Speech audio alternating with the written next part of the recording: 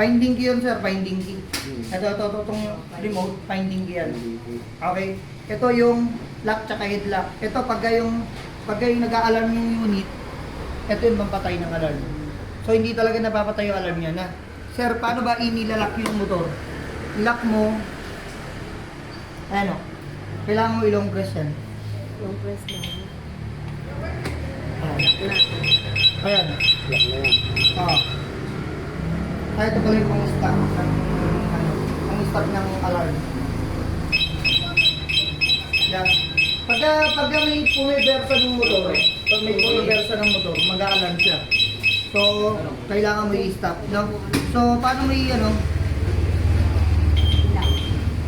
pag tumunog ng dalawa, ibig sabihin, hindi. Unlock na yan, ma'am. Pwede nang gamitin mo. Ito, sir, ito. Diyan, itututok mo yung on. No? Pagka magbabagas ka, tutok mo sa open. Ma'am. Tsaka mo, kailangan nakatutok sa open na. Tapos fuel. Dito, okay? Fuel. No? Tsaka yung sa tinatawag na sa seat. Okay? Pumasok mo naman yung seat tapos Oo. Itatapat mo muna sa open, sir. Kasi pagka nakatapat yan sa on, tandaan mo, sir, pag nakatapat sa on, hindi mabubuksan yung fuel niya, na. Kailangan nakatapat sa open, ano? Open. Okay. Open. Tapos, sir, pinaka-importanting bagay, no? Pagka yung unit po, iiwan nyo. I-lock nyo palagi. Lock nito, pakaliwa lang, walang pakanan. Puro lock dito. Tapat mo dun, pinakadulo, sagad na sagad. Tapos pag nawala yung blue, tsaka mo pipindutin to ng long press. Lock siya. Pag yun po tumunog ng isa, safety nang iwan yung unit. Kung paano mo pinatay, ma'am, ganun mo rin po bubuksan kasi hindi mo ito mapapaandar kahit anong gawin mo. Long press mo rin ito ulit. Pag tumunog yung dalawa, ma'am, unlock na yun. Okay? Pinipindot mo na yan, sir. Pag nakita mo umilaw tong kulay blue, tsaka na ibig sabihin nakasusi na, pwede mo nang ikutin. Pag mo siyang pepersay na diretso mo iikutin, masisira yung knob. Ang tama pong paggamit niyan, yun pag nawala, ang tama pong paggamit ng knob, pipindutin mo muna. Oo, pag umilaw yung blue, tsaka mo iikutin. Okay. Ano na?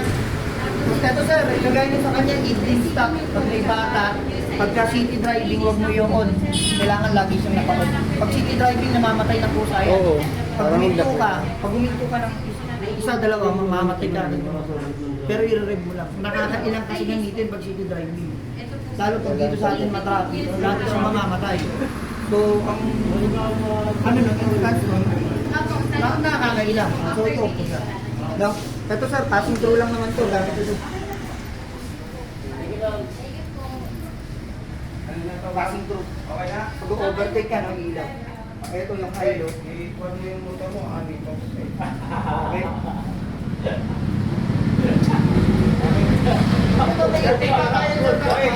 Tatanong yung mga marites na Naka-off yan. 100%. Patay din yung headlight na rin. Okay? Pagka yung on mo, sir, ganyan. Pag tumatakbo ko, sir, sa Quirino Highway, C5, kailangan lagi naka-on, sir. Kasi pag nahuli ka ng ATVA, bawal yan. So, binigyan lang ng option. Ito, sir, kaya siya binigyan ng option na bigyan ng patayin yung ilaw, yung headlight, saka yung park light niya. Kasi napakalakas po ng ilaw nito. So, medyo malakas siya sa battery.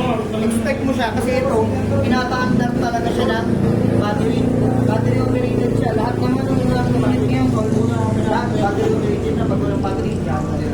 Kahit sa kotse, ganun po. Ford Everest, kahit kasi sa Ford siya, ganun din.